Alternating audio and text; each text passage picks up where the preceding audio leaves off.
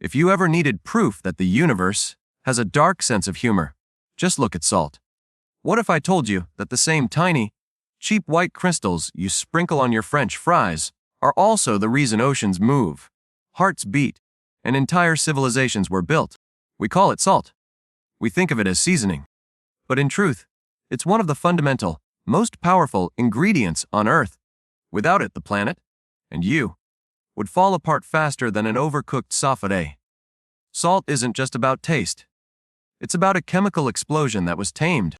It's a poisonous gas and a reactive metal bound together to create the great regulator of our world. It is the silent god that rules the planet.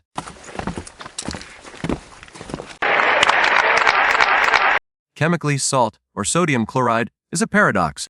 On one side, you have sodium, a soft, reactive metal so volatile that it explodes on contact with water. On the other, chlorine, a yellow-green, poisonous gas used as a weapon in World War I. Nature took these two chaotic, dangerous elements and merged them in a chemical marriage. The result is something your grandmother puts on her dinner table. That's the first joke. But the real magic happens when salt dissolves. Drop it in water, and it splits into charged particles, sodium and chloride ions. These charges are the keys to life itself. They allow water to conduct electricity, store energy, and create the perfect salty soup. It's where the first cells could eventually evolve. Forget what you learned in elementary school about the oceans. The ocean's engine is run by salt, controlling density and movement through the global conveyor belt. This is why London doesn't feel like Siberia. But here's the controversy: our ocean currents are slowing down. Critics are quick to blame every factor, except the biggest one, changes in salinity. When massive ice caps melt, they pour fresh water into the saltwater systems. Imagine trying to mix a perfect cocktail and someone keeps adding tap water. It dilutes the whole thing, making the current weaker and the climate system stumble. So, is the planet's thermostat broken? Or is someone just messing up the recipe? Let's talk about a conflict you face every day. You versus salt. Every nerve impulse, every heartbeat, every movement is an electrical signal. Salt, sodium and potassium ions, is what makes that electricity possible. The problem is, you are constantly losing it through sweat and basic metabolism. This is why your brain is programmed to crave salt. It's a survival mechanism, not a preference. Think about the last time you felt exhausted after a workout. People often blame low sugar or fatigue, but often, it's just the salt battery running low. We judge ourselves for crave junk food, but we are just animals instinctively seeking survival. Are you listening to your body, or just fighting your primal urges? Our blood is essentially a diluted ocean, a salty liquid. This is history talking. Our cells evolved in those ancient, salty seas. We brought the ocean with us when we moved to land. Every cell in your body is bathed in fluid that mimics the primordial sea. This ancestral connection puts pressure on us. Imagine the pressure on an ancient sea bird that needs to drink ocean water. They have special glands that literally drip the excess salt out of their eyes.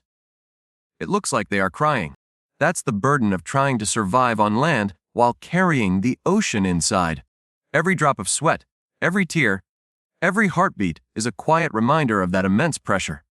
This powerful, humble mineral shaped human history. Long before gold or oil, salt was the world's first currency. Empires rose and fell because of who controlled the salt. The Roman word for salary, salarium, literally means the money to buy salt. Imagine a world where your entire worth was measured by your access to a shaker. The conflict continued in the 20th century with Gandhi's Salt March. It wasn't about flavor, it was about freedom from taxation and the right to control life's essential substance. It forces us to ask, who controls the necessities of life in our world today? Salt is the silent architect of our modern world, working behind the scenes.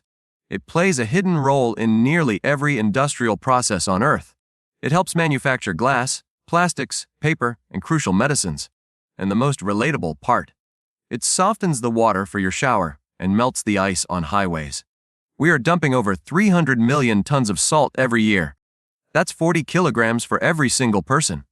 The question is, do you even notice it? This ancient, powerful element is everywhere, yet it's completely invisible in our daily consciousness. When you look at the Earth's crust, you are looking at time capsules of salt. Long ago, Vast, shallow oceans evaporated under the prehistoric sun, leaving thick layers of crystallized salt.